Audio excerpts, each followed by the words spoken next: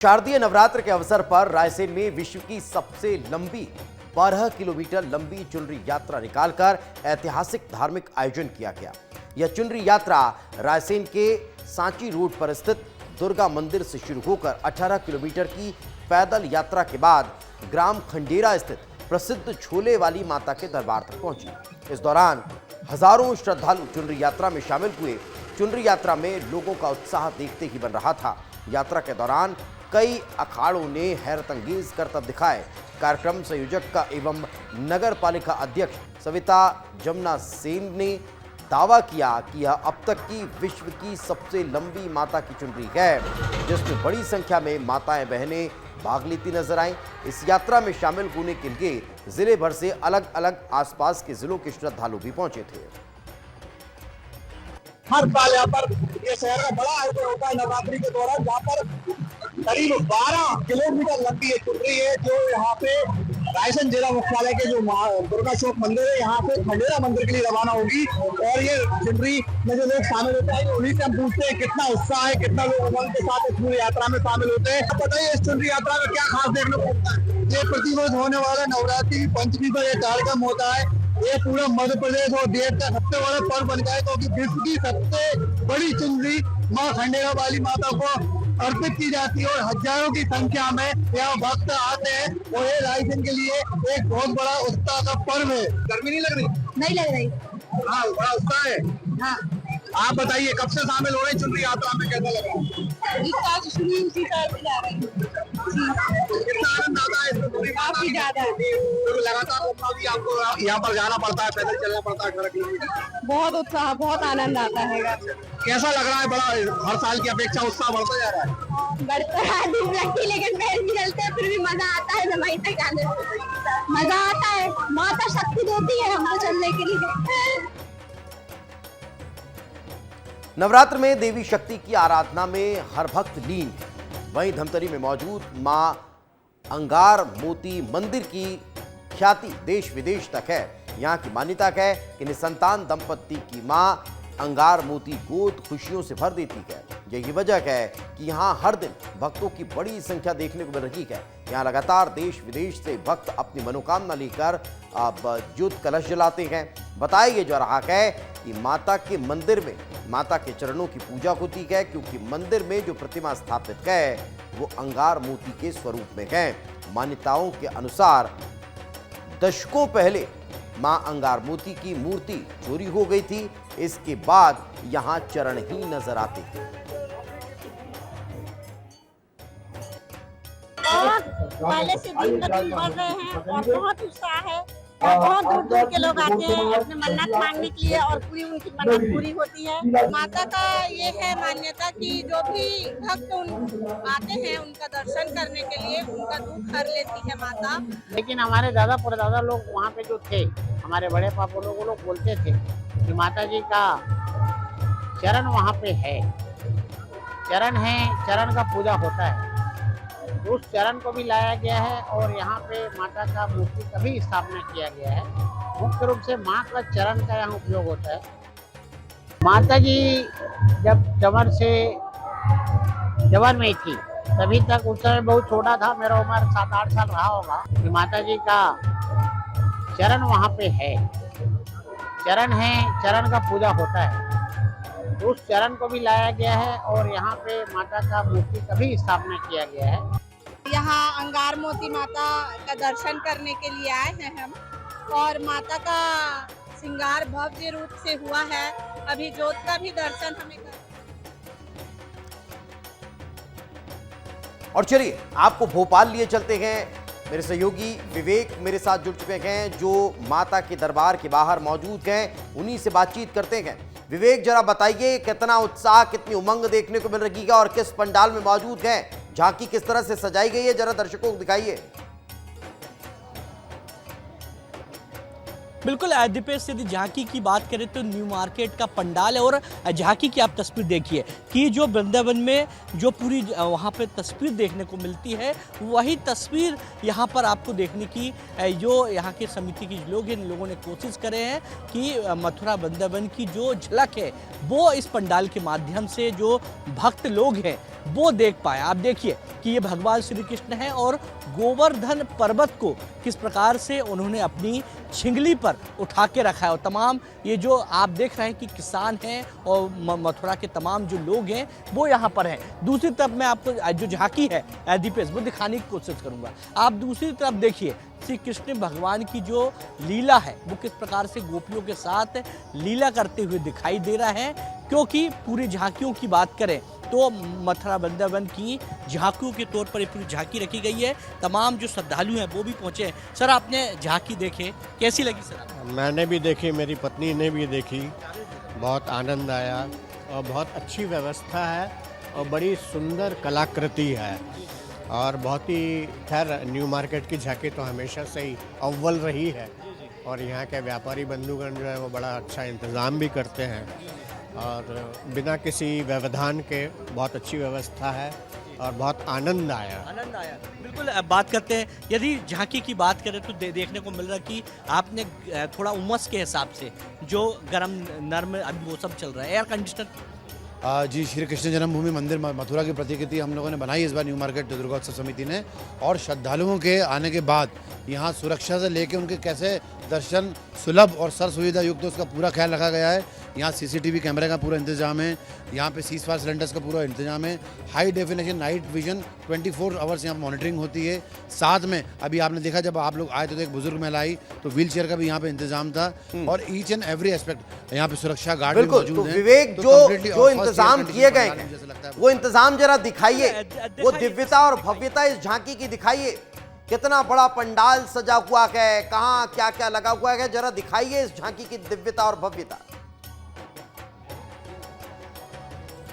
बिल्कुल दीपेश, सबसे पहले आप तस्वीर देखिए कि प्रेमानंद जी को भी यहाँ रखा गया, उनकी भी एक जो प्रतिमा है वह बनाई गई है, क्योंकि वृंदावन की झांकी है और वृंदावन की झांकी में यदि प्रेमानंद जी को नहीं दिखाया गया तो फिर क्या दिखाया गया है, क्योंकि भगवान श्री कृष्ण की तमाम जो रूप हैं, तमाम जो लीलाएं हैं वो तो आप तस्वीर में देख सकते हैं दीपेश की, वो तो दिखाई गई है। साथ ही मैं आपको अंदर भी दिखाऊंगा दीपेश की किस प्रकार से भगवान के अलग अलग जो रूप हैं, अलग अलग स्वरूप हैं, भगवान श्री कृष्ण की अलग अलग लीलाएं हैं, उनको दिखाने की जो कोशिश है वह की गई। आप देखिए सुदामा के साथ सबसे पहले जब श्रद्धालु आ रहे हैं, लोग आ रहे हैं, तो सबसे पहले ये अलग अलग झांकियाँ हैं श्री कृष्ण की सुदामा के साथ। ये एक अद्भुत दृश्य है श्री कृष्ण की, जब जो संदीपनी आश्रम में जब शिक्षा हो रही थी तो उस दौरान का भी जो दृश्य है वो यहाँ पर दिखाया गया है। साथ ही यदि बात करें कालिया नाग की तो आप देखिए लोग तस्वीर निकाल रहे हैं। भाई साहब, कैसा लग रहा है? देखिए अच्छा लग रहा है, अट्रैक्टिव है और कुछ हटके बनाया है इस बार तो जी। इतनी बारिश में भी लोग आ रहे हैं और निश्चित रूप से लोगों ने जो अपनी मेहनत की है, समिति वालों ने, तो निश्चित रूप से उनका जो कड़ी मेहनत की है और जनता इसलिए इसको निहार रही है और बारिश में भी लोग आ रहे हैं देखने के लिए। बिल्कुल, आगे बढ़िए विवेक, आगे बढ़िए और दिखाइए भगवान श्री कृष्ण के दृश्यों को। बिल्कुल दिखाइए, पूतना दिखाइए। देखिए आप किस प्रकार से भगवान श्री कृष्ण ने पूतना का वध किया था। उसके बाद यदि दूसरी झांकी की बात करें तो बाल अवस्था की जो झांकी है श्री कृष्ण की, वो यहाँ पर देखने को मिले। किस प्रकार से भगवान श्री कृष्ण जो नटखट थे वो किस प्रकार से माखन लेते थे अलग अलग घरों से, और वो उनकी कहीं ना कहीं याद वो यहाँ पर दिखाई गई है। दूसरी तरफ उनके जन्म को लेकर, यानी कह सकते हैं कि इस पंडाल में पूरी तरह भगवान श्री कृष्ण के जन्म से लेकर कि उनकी तमाम जो लीला है वो भी यहाँ पर दिखाई गई है। तमाम जो लोग हैं वो यहाँ आ रहे हैं, उनकी लीलाओं तो की बात श्री कृष्ण तो लीला पर ये उनका पूरी जन्म किस झांकी प्रकार जो से है हुआ था, वो उनका भोपाल के न्यू जन्म मार्केट दिखाया की गया है। सजी धजी नजर आ रही है। मेरे सहयोगी विवेक आपको तस्वीरें दिखा रहे हैं, बहुत बहुत धन्यवाद इस तमाम जानकारी के लिए। ओंकारेश्वर में भी नवरात्र के पावन अवसर पर मां दुर्गा की भक्ति का रंग बिखरा हुआ है। नगर के प्रमुख पंडालों में भव्य प्रतिमाएं स्थापित की गई है, जहां महिलाएं और बालिकाएं पारंपरिक वेशभूषा में गरबे की प्रस्तुति कर रही है। रात के समय गरबा, भजन कीर्तन और सांस्कृतिक कार्यक्रमों का माहौल रहता है, जो भक्ति के रस में आम लोगों को सराबोर कर देता है।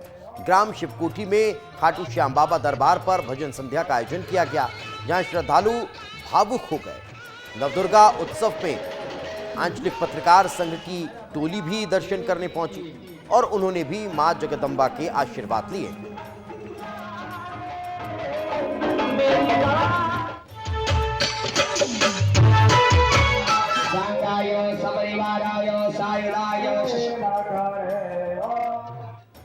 उधर रीवा के बैजनाथ गांव में स्थित देवी मां का प्राचीन मंदिर अपनी अनोखी पूजा परंपरा के लिए जाना जाता है। यह मंदिर रीवा सतना सीमा पर स्थित है, जहां दोनों जिलों से श्रद्धालु बड़ी संख्या में पहुंचते हैं। नवरात्र के दौरान यहां भक्तों की भारी भीड़ उमड़ती है। खास बात यह है कि यहां पूजा का अधिकार सालों से कोल जनजाति के पास ही है, क्योंकि मान्यता है कि माता की मूर्ति सबसे पहले इसी समाज को प्राप्त हुई थी। रीवा जिले के बैजनाथ गांव में एक मंदिर जो अपने आप में अलग है।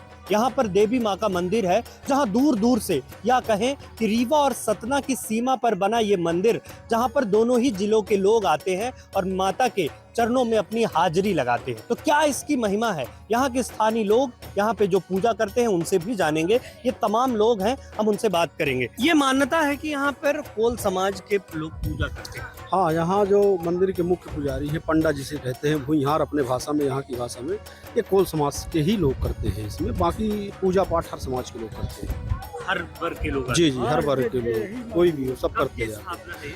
ये स्थापना का इसका कोई रहता पता नहीं है। हम जो बुजुर्ग हैं उनसे जब जानकारी लेते हैं तो ये ऐसा बताते हैं कि जब हम जानने लायक हुए तो माता जी यहाँ विराजमान थी।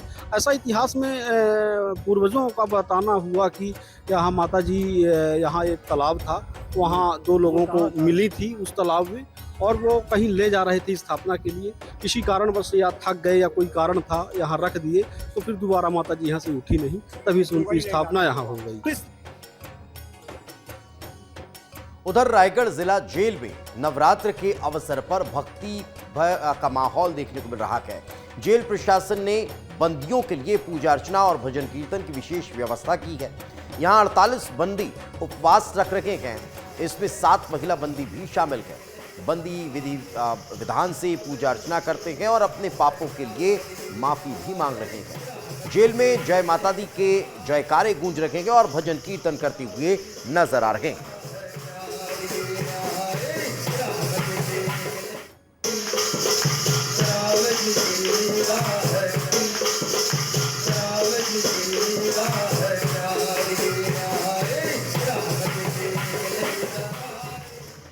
उधर देवास की प्रसिद्ध माता टेकरी पर नवरात्र के दौरान श्रद्धालुओं का जनसैलाब उमड़ पड़ा।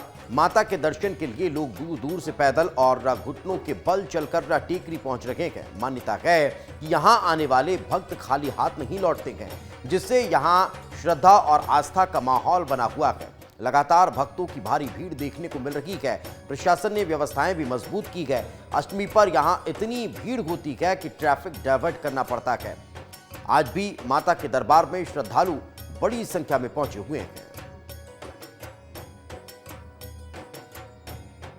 उधर छत्तीसगढ़ के मनेन्द्रगढ़, चिरमिरी, भरतपुर जिले में स्थित मरकी माता मंदिर में रायपुर से 470 किलोमीटर दूर एक प्रमुख धार्मिक और सांस्कृतिक स्थल है। आदिवासी बहुल क्षेत्र में बसे हुए इस मंदिर में बैगा जनजाति की गहरी आस्था है। मान्यता है कि माता भक्तों को दर्शन देती है और उनकी मनोकामना पूर्ण करती है। श्रद्धालु दूर दराज से चुनरी, नारियल, कंठी प्रसाद लेकर पहुंचते हैं। यहाँ बलि प्रथा भी प्रचलित है। मंदिर के पास बहती नदी और शिव मंदिर इसे और भी खास बना देती है। जो भी दुख दर्द लेके आता है समस्या पूर्ण हो जाता है।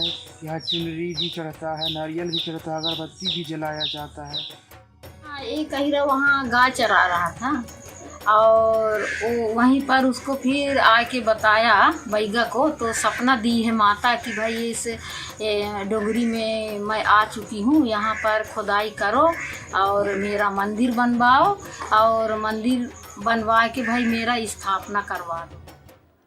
वहीं बात उज्जैन की कर लेते हैं, जहां दिव्यांग गार्डन में दिव्यांग बच्चों ने गरबा खेलकर नवरात्र की खुशियों को और खास बना दिया। महापौर मुकेश चटवाल और MIC सदस्य भी बच्चों के साथ गरबे में थिरकते हुए नजर आए हैं। इस विशेष कार्यक्रम में बच्चों ने भी रंग बिरंगी वेशभूषा में मनमोहक प्रस्तुतियां दी है, जिनमें उनकी उमंग और उत्साह देखते ही बन रहा था।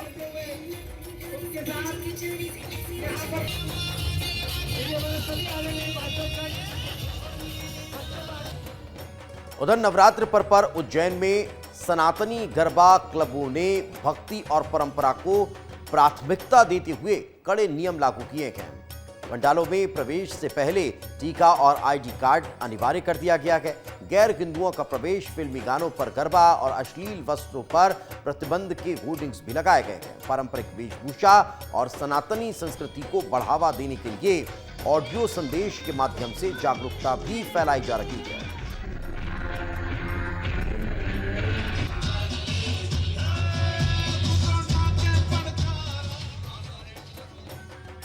और चलिए इसी के साथ हमारे इस खास पेशकश में आज फिलहाल इतना कि